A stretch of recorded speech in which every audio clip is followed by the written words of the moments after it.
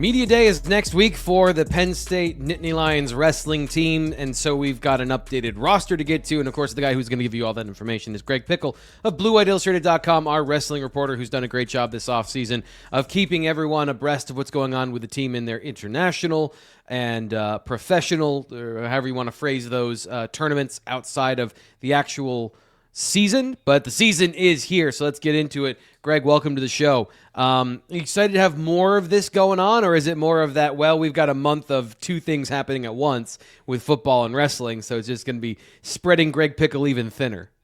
Yeah, no, happy to be here, T. Frank. Happy to get rolling on the 2025-2026 Penn State wrestling season. It feels like we've been doing that for the better part of the last 6 months, considering all of the competition that Penn State wrestlers have had between U20 Worlds, U23 Worlds, and Senior Worlds, in addition to some other freestyle events that have taken place this offseason. So getting into the U23 recap just real quick, because I know everyone's ready to talk about the 2025-2026 season and the roster. Penn State had 7 of the 10 competitors on Team USA in the men's freestyle division at U23 Worlds. Levi Haines won 79 kilogram gold. Mitchell Mesenbrink won 74 kilogram gold. Luke Lilledahl was first at 57 kilograms, and then PJ Duke finished third at 70 kilograms. Bigger issue coming out of this, T. Frank, was Josh Barr, the returning Penn State All-American, 197-pound starter from a year ago, was hurt in one of his matches at U23 Worlds. I don't have an update for you today, as we sit less than a week now from when Cale Sanderson will first speak with the media ahead of the season. So we'll have to wait and see what is up with him. But I mean, just watching the way he grimaced and the way he slowly left the mat, and then he had to forfeit his opportunity to wrestle for bronze. I think the best case scenario for Penn State would probably be to cross its fingers and hope that in less than a month's time he can be ready to be back on the mat. That is the case. It's not been a month. It won't be a month before Penn State's first dual meet and U23 World. So, we'll see. Obviously, they'll hope that he's ready to go for Oklahoma. They're not going to rush him back. We've heard over and over again, and we'll talk more throughout this episode about Penn State's process when it comes to setting its lineup and how it goes about that. So, I think that is the big storyline coming out of U23 Worlds. Certainly the success for the guys we mentioned earlier is great, but as it relates to this season coming up, that was the big takeaway. Yeah, and that does, I think, inform kind of the next conversation very well, which is the roster update, where guys are moving on the roster, and how it's all going to try and knit together. So let's get into that and talk about guys moving weight slots on the roster. Aaron Nagao and Braden Davis first up here, moving from where they were last year. So what's going on there? Yeah, so we've talked about it a little bit over on the Blue-White-Illustrated.com website, and maybe here on the show. I can't remember between the last episode, the football shows, everything else running together. But, Braden Davis and Aaron Nagao both were at 133 last year. Nagao, of course, missed all of the season due to an injury.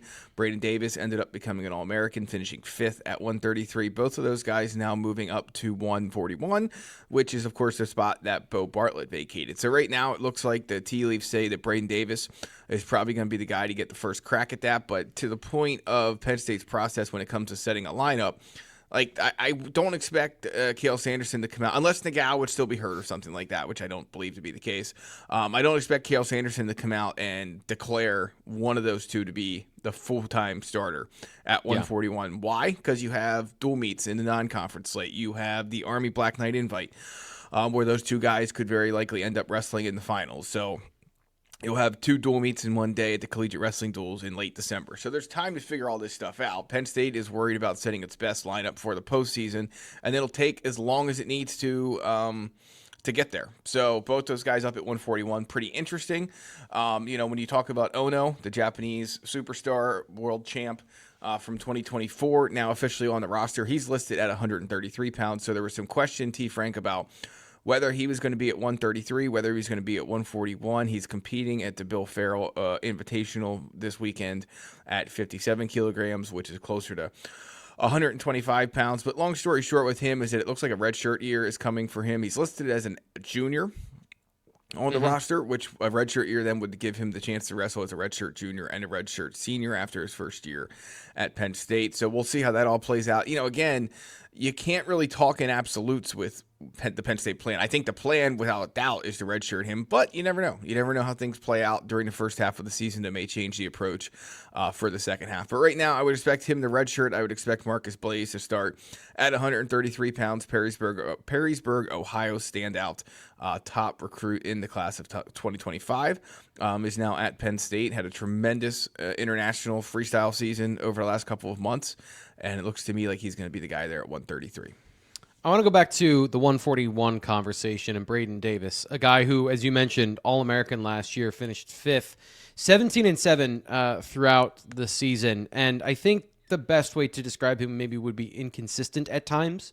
And I know he's dealt with injuries here and there throughout his career, but do you think moving up to 141 can give him a little more do you think that's a good move for him in this process? Yeah, I don't think it's a bad one. I think he was a big 125, which is why he moved to 133. I think he was probably a big 133, which is why he's now going to 141. And assuming 141 is the natural weight for him, certainly him and Nagao were two pretty big 133-pounders. So I definitely think that the move makes sense, not just for the Penn State lineup, but also those guys too. Like, if you're cutting a lot of weight or if you're struggling to stay in a weight class that maybe your body is outgrowing, I mean, it has all the impacts that are negative that you would expect it to. So certainly I think finishing fifth last year at 133 was a great season for Braden Davis, and certainly I think Aaron Nagao, a former All-American, is in his own right, is back healthy and certainly will fight for that job too.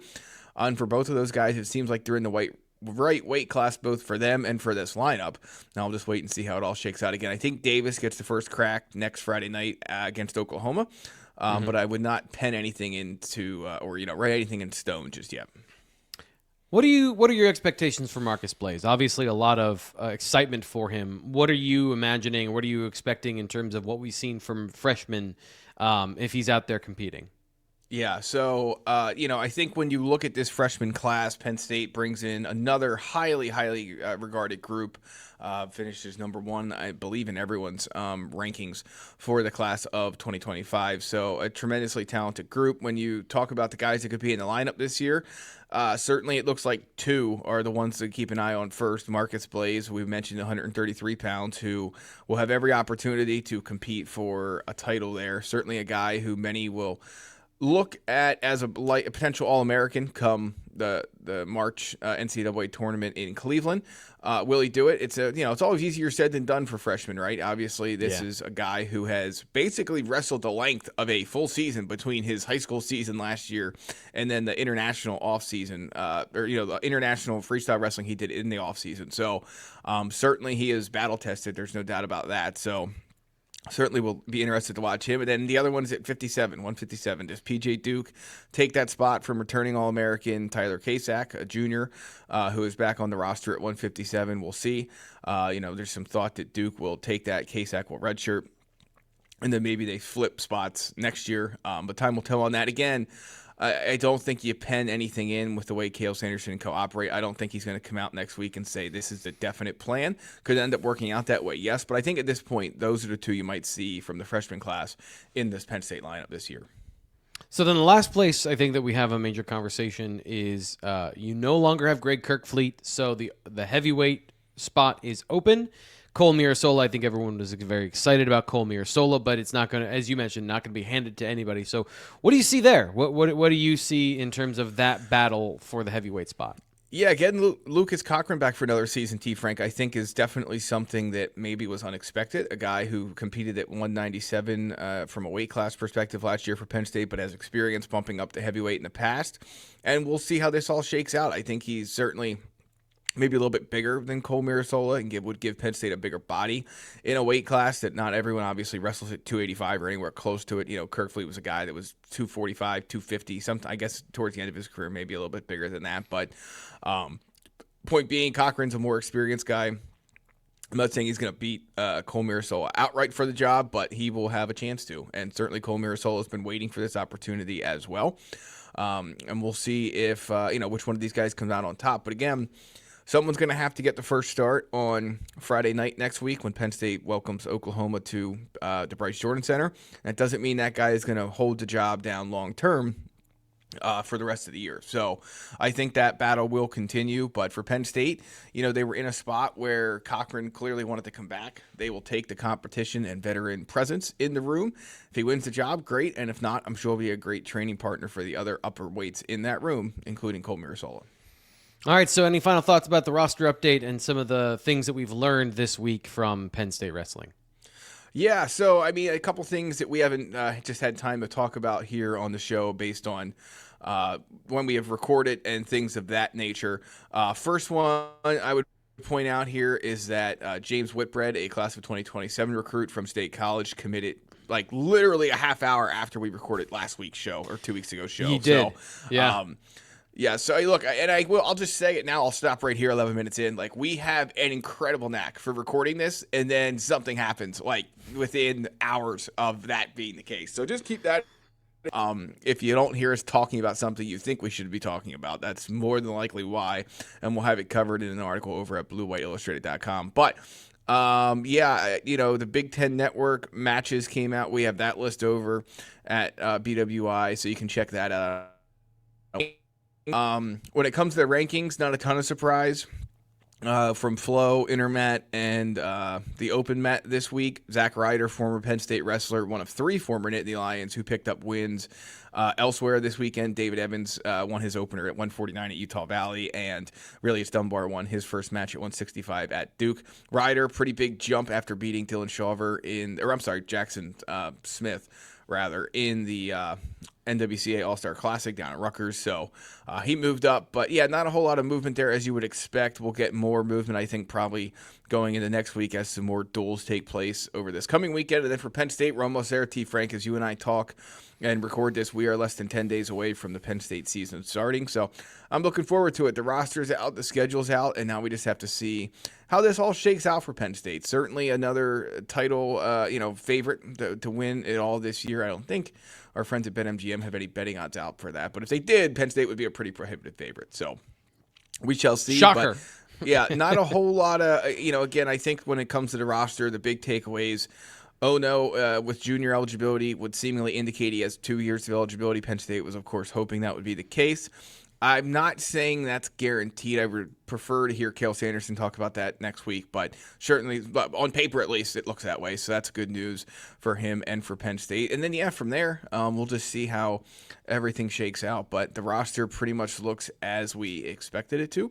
And certainly, you have some interesting position battles on tap for Penn State this winter. And we'll be covering that, I think, weekly at this point, because we'll have Cale Sanderson's press conference next week, so we'll have more to talk about next week. And that rhythm, we're going to be back into it here on the Blue-White Illustrated YouTube channel with the Penn State Wrestling Show. So, again, as I always forget to do here at the very end, I should do this earlier in the show. Please like the video. Subscribe here to the Blue-White Illustrated YouTube channel for more wrestling content and for more Penn State content in general. We're going to be covering Penn State's coaching search, and if you're into the Nittany Lions overall, it's a good place to be to see highlights and things like that as we go throughout the rest of the calendar year and into next year. I'm Thomas Frank Carr for Greg Pickel. We'll talk to you next time.